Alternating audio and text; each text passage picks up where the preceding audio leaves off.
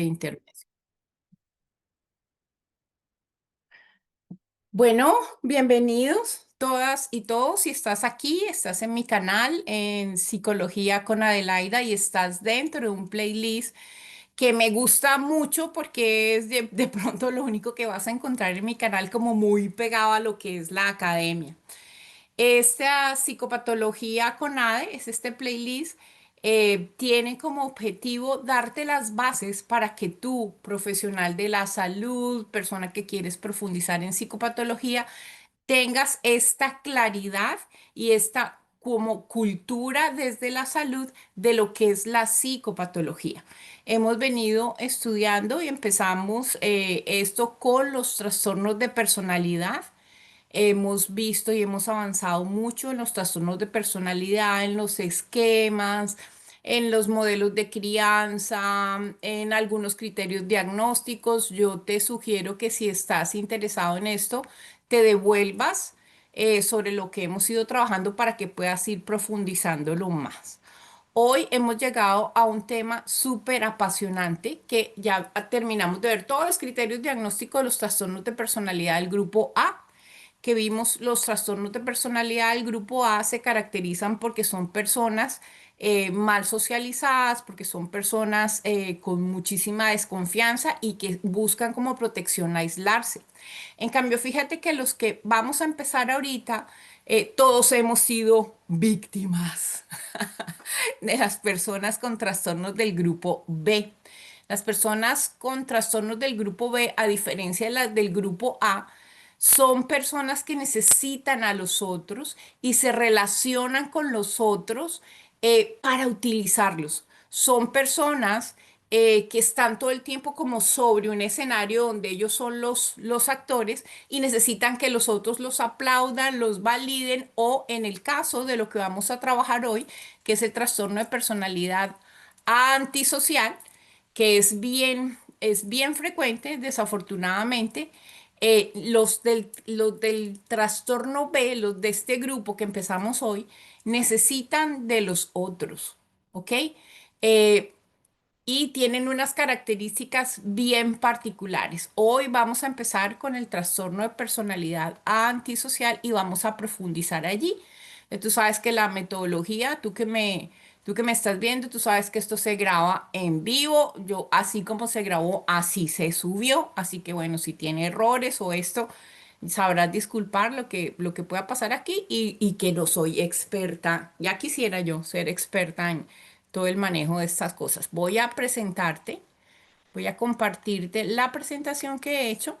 Me encantan las presentaciones porque la presentación me da la posibilidad de que no se me olvide nada de lo que te quiero decir y poderte compartir todo este material tan valioso.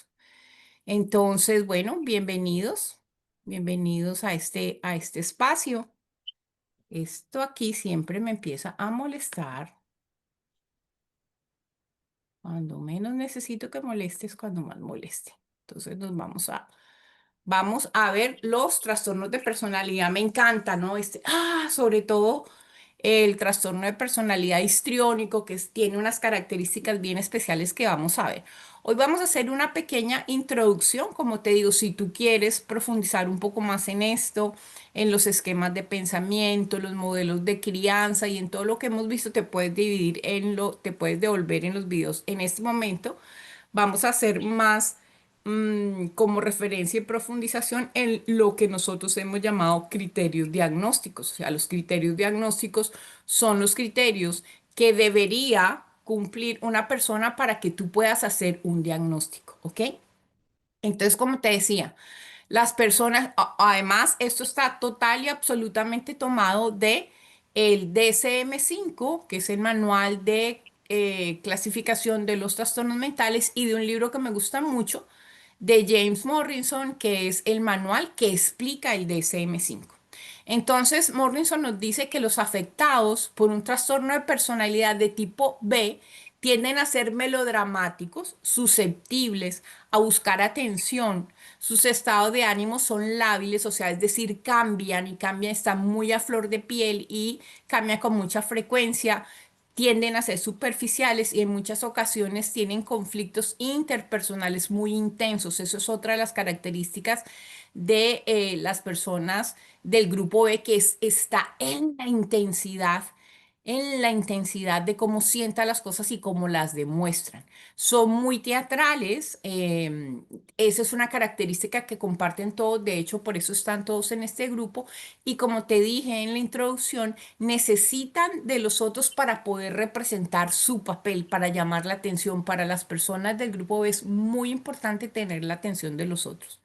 Entonces el primero es el antisocial, en este es el que vamos a profundizar hoy, pero te quiero pasear por, no solamente por este, sino porque este es el abrebocas de lo que vamos a seguir viendo a continuación.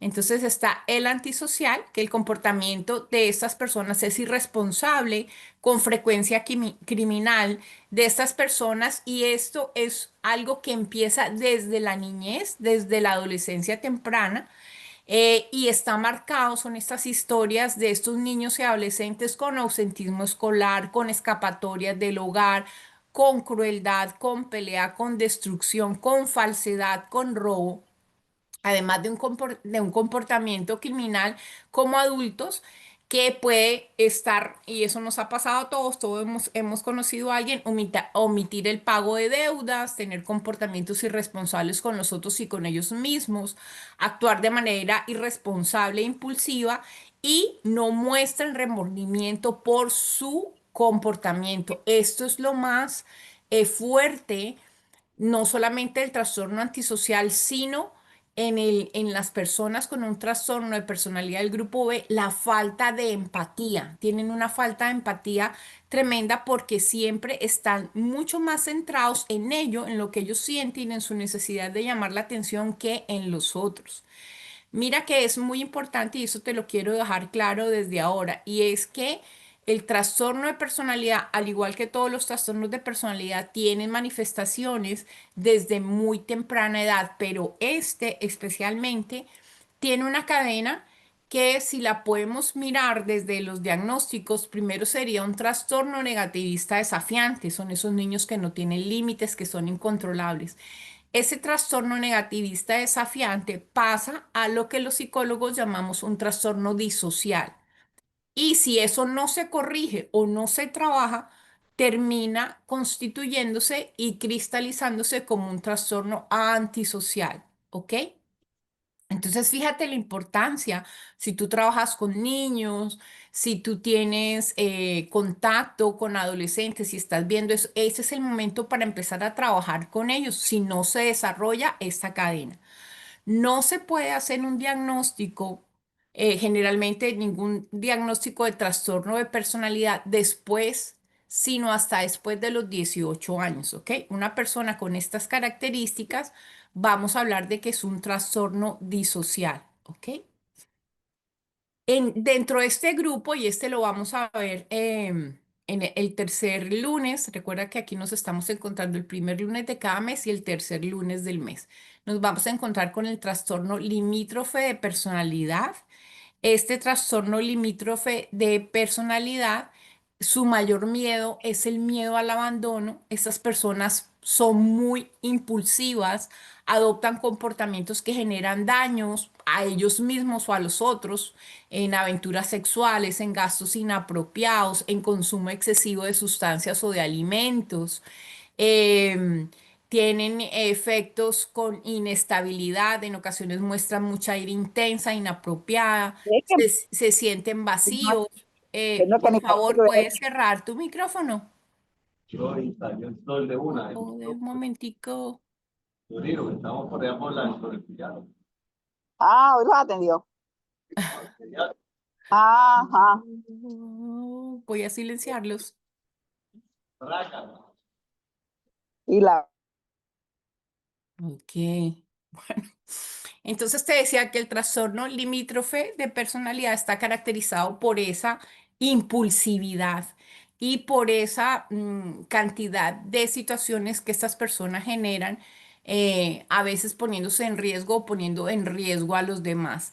Una de las características que a mí más me llama la atención del trastorno limítrofe de personalidad dentro de esta cantidad de cosas de hacerse daño es que tienen tendencia, y si quieres profundizar en esto lo puedes ver en los otros videos, tienes tendencia a hacerse cutting, eh, a hacerse daño. No solamente de esta manera, sino que también el trastorno limítrofe de personalidad puede ir junto con con otros trastornos, como por ejemplo trastornos alimenticios, ya sea anorexia, que es dejar de comer, o con trastornos como la bulimia también, ¿ok? Eh, Hay algo que me llama muchísimo la atención con el trastorno limítrofe y es que son muy variables. En terapia es muy difícil porque ellos un día te aman y te adoran y tú eres el mejor terapeuta del mundo y al otro día te odian. Y tienen una historia cuando a mí una persona me llega y me dice, ah, es que yo ya estuve con el doctor no sé qué, con el doctor no sé qué, con el doctor no sé qué, uno sabe porque una característica de ellos es que no hacen adherencia al tratamiento, entonces es muy difícil retenerlos. Siempre tienen mucha incertidumbre, mucha inseguridad con respecto a quiénes son y carecen de la capacidad para mantener relaciones interpersonales estables. Cuando estas personas, y lo he visto mucho, consiguen o tienen parejas que les brindan este tipo de hogares o que la familia como que los acoge, pueden en gran medida como sobrellevar esto de una mejor manera. Déjame ver qué pasó aquí. Lo he visto mucho. Y el problema en ellos es ese miedo tan tremendo al abandono. Entonces, son este tipo de personas que para que no las abandonen, muchas veces hacen esa amenaza. Si tú me dejas, yo me mato. Y hacen ese tipo de suicidios, como yo les digo, es que te querías morir, pero por un ratico. O sea, como cosas para llamar la atención o para manipular a los otros. Ojo, que estamos con el trastorno de personalidad B. Acuérdate que el trastorno de personalidad necesita mucho manipular a los otros, es una característica. Entonces el limítrofe es no me dejes porque yo te necesito y para eso hacen cualquier cantidad de cosas para tener la atención del otro. El trastorno histriónico de personalidad son en extremo susceptibles, les encanta llamar la atención, o sea, a esta persona no le interesa lo que sea con tal de llamar la atención. Son personas que tienen mucha facilidad para sexualizar todo y para seducir todo. Yo recuerdo siempre un profe que decía que la pesadilla de un terapeuta siempre es una mujer histérica, porque las histéricas y los histéricos, que es en menos medida, siempre están llamando la atención desde la sexualidad. Tú puedes decir un hueco, un palo, y ellos siempre van a estar haciendo eso, pero siempre es como con esa necesidad grandísima de llamar la atención. Esto lo vamos a ir profundizando cuando veamos este trastorno. El trastorno de personalidad narcisista que está tan de moda. En redes sociales he visto mucho que utilizan esto y hablan mucho de las víctimas y relaciones con personas narcisistas. Está caracterizado porque estas personas se mueven siempre queriendo ser lo mejor, muestran intranquilidad por envidia. Estas personas afectan muchísimo viendo redes sociales o eso, porque ellos siempre tienen esa fantasía de éxito en torno a que ellos son los únicos, que sus problemas son únicos, que ellos son los que tienen lo mejor, el mejor celular, son los mejores profesionales, son los mejores amantes, y siempre está ahí, siempre están buscando personas que les muestren su grandeza. Entonces son personas que empiezan a minimizar y empiezan a hacer mucho daño a sus parejas, si están en pareja, para bajarle la autoestima, para que esta persona los necesite. Y necesiten una persona que les están diciendo, oh sí, gran maestro, oh sí, tú eres el mejor en la cama, tú eres el mejor aquí, allá, tú eres, en fin. Entonces, esta actitud prepotente y falta de compasión pueden llevarles a aprovecharse de otros, no pueden llevarles, no sé, aprovechan de los otros, rechazan con intensidad las críticas y necesitan atención y admiración constante. ¿ok? Nosotros vimos dentro de los patrones de crianza cómo generalmente detrás de esta crianza hay alguien que la mamá lo ha endiosado desde pequeñito y les ha enseñado que se merecen todo, que todo el mundo tiene que estar sirviéndole constantemente. Nosotros nos vamos a centrar hoy, después de esta introducción que te he hecho, en lo que es el trastorno antisocial de la personalidad, que de pronto es el que percibimos como más peligroso de este grupo y es el que tiene mucho más riesgos a nivel social. Entonces, se escribe así: cuando tú veas TPA, ya sabes que es un trastorno de personalidad antisocial. Los individuos con trastorno de personalidad antisocial ignoran y violan en forma crónica los derechos de las otras personas. No pueden adaptarse a las normas de la sociedad o deciden no hacerlo, ¿ok? No les importa. Dicho esto, existen distintas alternativas por las que es posible que se manifieste un trastorno de personalidad antisocial, ¿ok? En otros individuos, los aspectos antisociales más tradicionales pudieran encontrarse opacados, y ojo con esto, por el consumo de droga intenso o con frecuencia y la distribución de drogas ilícitas. Ok, si el consumo de drogas es primero y la persona está robando o está teniendo conductas de riesgo o está manipulando a los dos para conseguir la droga, no es un trastorno de personalidad antisocial. El trastorno de personalidad antisocial tendría que ser previo a ese comportamiento, porque si no, aquí estaríamos hablando de otro tipo de trastorno que vamos a ver más adelante. El trastorno de personalidad antisocial, estos individuos pueden ser encantadores y pasa mucho con ellos, no solamente con los histriónicos, porque hay gente que llama muchísimo la atención, los narcisistas. Esta gente sabe manipular, esta gente sabe venderse, sabe decirte lo que tú quieres oír, como tú lo quieres oír, y aparentemente es así, pero pueden ser agresivos y tienden a la irritabilidad, tienen muy bajo control de impulsos. Todos los de este grupo tienen un muy bajo control de sus emociones y tienden muchísimo a la irritabilidad y a la agresividad. Sus comportamientos son irresponsables y afectan todas las áreas de su vida, no solamente las de su vida, sino las de todos que confían en ellos o los rodean, terminan siempre muy afectados. Además del consumo de sustancia, pueden incurrir en peleas, en mentiras, en conductas criminales de todo tipo, concebible como robo, violencia, argucias, maltrato de sus hijos y de su cónyuge. Lo tremendo de esto es lo que te decía, que no tienen ningún tipo de remordimiento y que además justifican su comportamiento. Pueden referir sentimientos de culpa, pero no parecen sentir remordimiento genuino por su comportamiento. Ojo, que si una persona manifiesta culpa o dolor de lo que ha hecho, no es un trastorno de personalidad antisocial.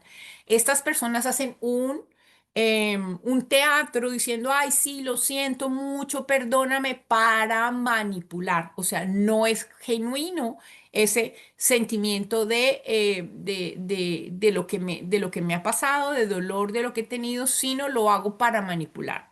No obstante, pudieran referir problemas somáticos múltiples y en ocasiones tienen intentos suicidas, muchas veces por su impulsividad, sus interacciones manipuladoras con otras personas que hacen difícil determinar si el malestar es genuino o no.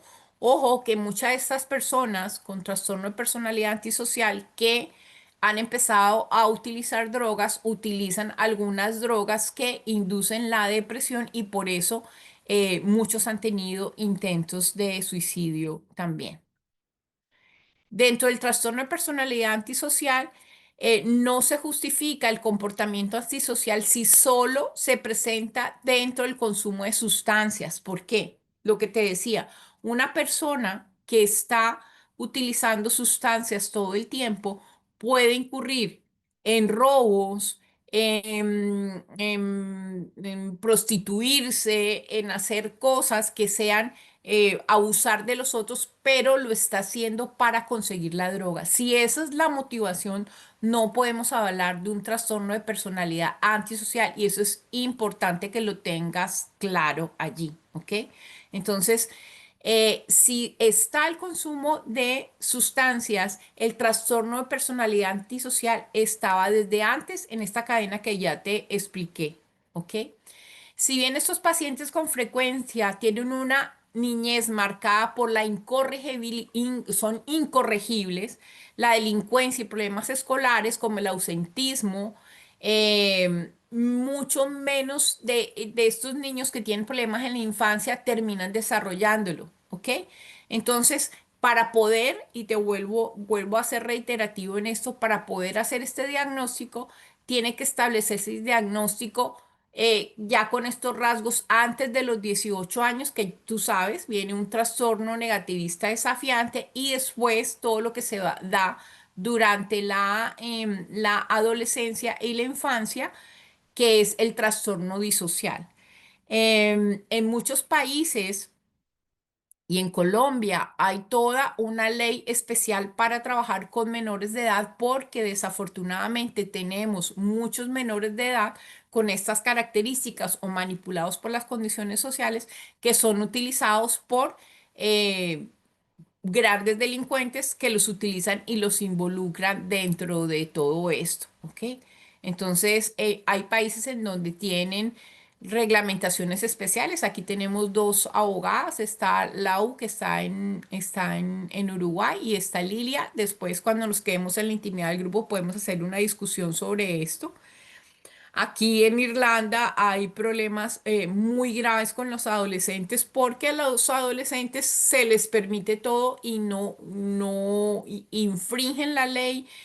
A veces incurren en cosas que son graves y ni siquiera la policía puede hacer nada para detenerlos y saben que eso puede estar a su favor. Bueno, entonces entramos ahora en lo que son las características esenciales del trastorno de personalidad antisocial. Estos individuos tienen antecedentes previos a los 15 años, con antecedentes como destrucción de propiedad, violación grave de reglas o agresión contra personas o animales. Eso es un indicador que yo quiero que tengas muy claro, especialmente si tú eres una persona que trabaja con niños. Las personas que no tienen empatía o los niños que intencionalmente le infligen dolor a un animal están mostrando que no tienen empatía y desde ahí hay que empezar a trabajar con ellos para poder generar eso, porque si no les empezamos a generar esa empatía con los animalitos, eso va a ir creciendo mucho, pero también es un indicador de a que ese niño hay que prestarle atención, que hay que prestarle especial atención. Las personas que no, y los niños especialmente, que le infligen dolor a un animal, tienen un problema bien serio y una falta de empatía bien marcada que hay que empezar a trabajar, ¿ok? Entonces, ya tenemos varias señas ahí. Entonces, empieza antes de los 15 años, ya hay destrucción de propiedad, violación grave de las reglas o agresión contra personas o contra animales, ¿ok? Entonces, a partir de ese momento, ellos pueden empezar a mentir, a estafar, a utilizar alias. Aquí, desafortunadamente, en Colombia tenemos una cantidad de alias y yo tuve la oportunidad de trabajar y de conocer muy de cerca una institución de rehabilitación que tienen los terciarios capuchinos en Cota para rehabilitación de menores infractores, y es impresionante cómo ellos hablaban, cómo ellos utilizan sus alias, cómo ellos se mostraban o se marcaban. Decían cuántos muñecos, los muñecos eran las personas que habían asesinado, que les habían pagado para asesinar, y ellos se ufanaban de eso. Yo soy el esto, y yo maté a tantos, y yo me llevé a tantos, y si quiere me lo lleva usted también. Entonces, es bien complejo esto y hay que seguir esa línea, ¿ok? Tienden a pelear, atacar a otros y por lo general no planean sus actividades para depender. En vez de esto, lo hacen por impulso. No muestran remordimiento. Ojo con eso, si una persona tiene remordimiento o dolor de lo que hizo, no es un trastorno de personalidad antisocial. No tienen empatía, y sí les duele muchísimo cuando se los pillaron. Si ves que me pillaron, es que se dieron cuenta, es que se dieron cuenta de la trampa, eso sí les duele. se rehúsan a pagar sus deudas o a mantener un empleo constante. Y si tienen empleo, generalmente son este tipo de personas que terminan robando o infligiendo las normas de la empresa en su favor. Pueden ponerse a otras personas y ponerse irresponsablemente ellos en peligro. Ese es el tipo de personas al que muchas veces les hemos prestado dinero y dicen, no, es que yo no tengo, no te voy a pagar, o cuando tú les vas a cobrar son ellos los que se ponen bravos. Te dicen, si tú sabes que yo no tenía plata, ¿para qué me prestaste? ¿Verdad? Ellos nunca tienen la culpa de nada. Dentro de la letra pequeña de los diagnósticos, que los vamos a ver, que tú sabes que James Morrison, ya estás familiarizado con esto si has venido estudiando conmigo desde el principio. La D, él nos dice, la duración y los datos demográficos dicen que el diagnóstico no puede establecerse antes de los 18 años y que tiene patrones de conducta duraderos. Ya te los he ido hablando de esto. El diagnóstico diferencial nos dice que hay que distinguirlo de trastornos de consumo de sustancias y físicos, trastornos bipolares, porque una persona durante un trastorno de bipolaridad, sobre todo cuando está con irritabilidad, puede incurrir en varias de estas acciones. Acuérdate que el trastorno de personalidad antisocial viene marcando una cantidad de faltas.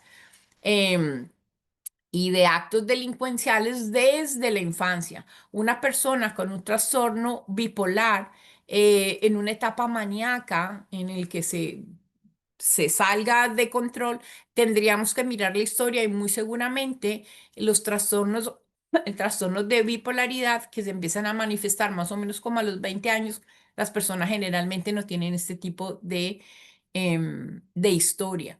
La esquizofrenia y otros trastornos de criminalidad ordinaria. Entonces, dentro de los criterios diagnósticos, esto es como ya te dije, tal cual, copiado y pegado el DSM-5 para que tú lo tengas claro.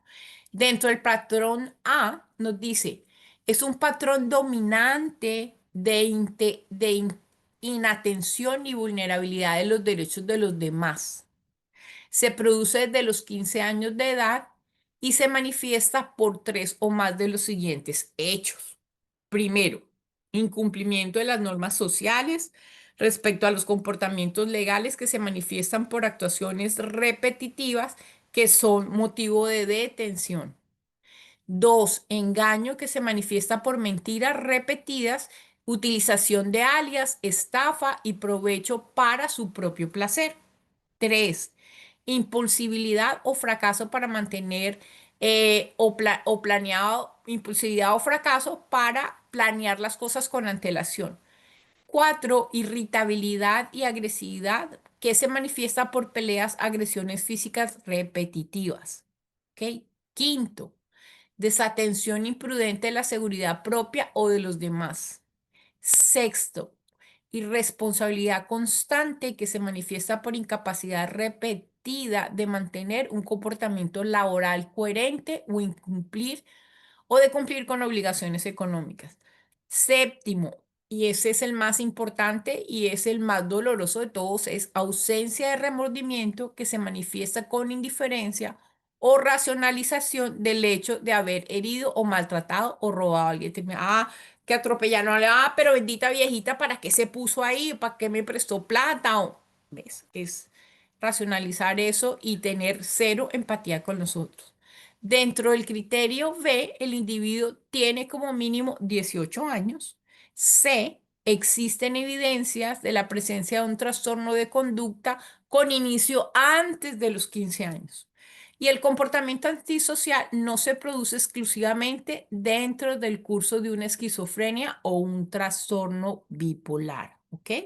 Hasta ahí los criterios diagnósticos. Entonces, dentro del estudio de caso, te voy a compartir este caso que es tomado del libro de James Morrison para que puedas ver esto con claridad. Tú sabes que yo tengo muchos casos, pero yo no voy a compartir jamás un caso de un paciente mío.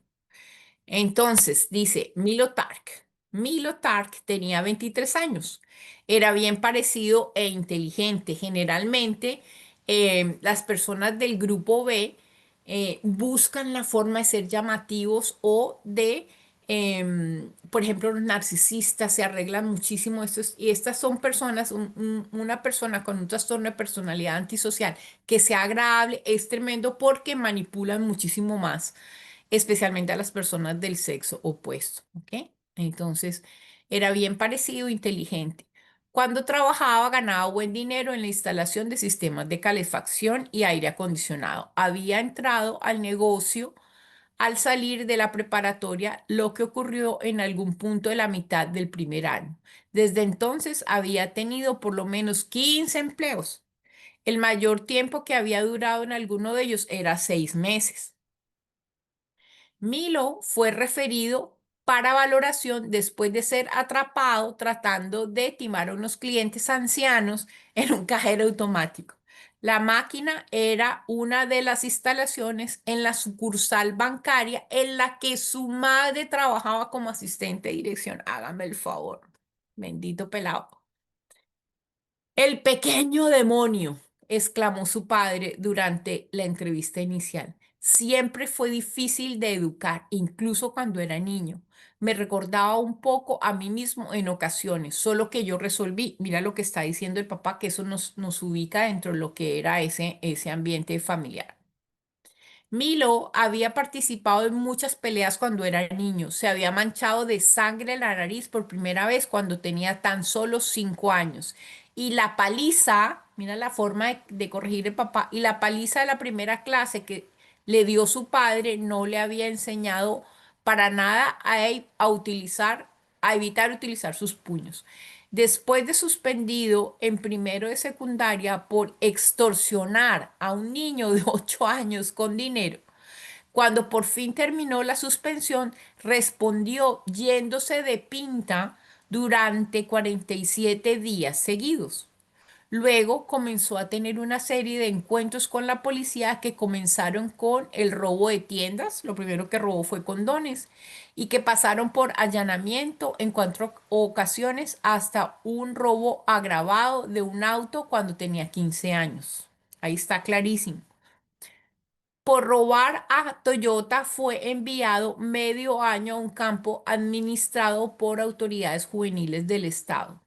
Fueron los únicos 6 meses que su madre y yo supimos dónde estaba por la noche, comentó su padre. Mira qué dolorosa esa situación.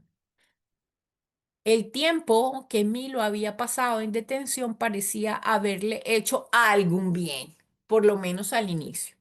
Aunque nunca regresó a la escuela, durante los siguientes 2 años evitó ser arrestado y de manera intermitente se aplicaba en aprender aquello en lo que trabajaba. Luego celebró su cumpleaños 19 emborrachándose y uniéndose al ejército. Pocos meses después se encontraba de nuevo en la calle con un altar de mala conducta por compartir cocaína en las barracas y atacar a 2 cabos, su sargento primero y a un teniente segundo. Durante los siguientes años trabajó cuando necesitaba dinero y si no podía conseguirlo de otra manera. No mucho tiempo antes de su evaluación había embarazado a una chica de 16 años de edad, una menor de edad. El tipo dice, solo era una cabeza hueca fácil. Milo se recargó hacia atrás con una pierna sobre el brazo de la silla de la entrevista. Había logrado dejarse una barba rala y jugueteaba con un palillo de dientes entre los labios. Imagínate este comportamiento en un lugar donde te están haciendo una evaluación psicológica. Las letras amor y odio estaban tatuadas con descuido sobre los nudillos en las manos. Eh, Ella no se negó mientras lo hacíamos, dice Milo. El estado de ánimo de Milo era bueno ahora y nunca había tenido algún cuadro que pareciera una manía. Nunca había mostrado síntomas de psicosis, excepto en una ocasión en que había usado metanfetaminas y el efecto de la droga estaba pasando. Indicó que se había sentido un poco paranoico, pero eso no duró. El trabajo en el cajero lo había planeado un amigo. El amigo había leído algo parecido en el periódico y decidió que sería una buena alternativa para obtener dinero rápido. Nunca pensaron que pudieran ser atrapados y Milo no consideró el efecto que eso tendría sobre su madre. Bostezó y dijo, ella puede conseguir otro empleo. Eso es total y absolutamente como ellos son. Nosotros, tú que estás escuchándome desde YouTube, nosotros llegamos hasta aquí. Muchas gracias, gracias por estar aquí. Gracias por suscribirte al canal. Vas a encontrar muchas cosas interesantes en el canal. Recuerda que el objetivo principal de mi canal es ayudarte a gestionar tu bienestar. Te doy gracias por estar aquí. Ahora nos vamos a quedar en la intimidad del grupo por si alguno de los asistentes tiene algún caso, queremos comentar o profundizar algo. Muchas gracias a ti por haber estado aquí. Bendiciones y bendiciones. Nos estamos viendo en una próxima ocasión.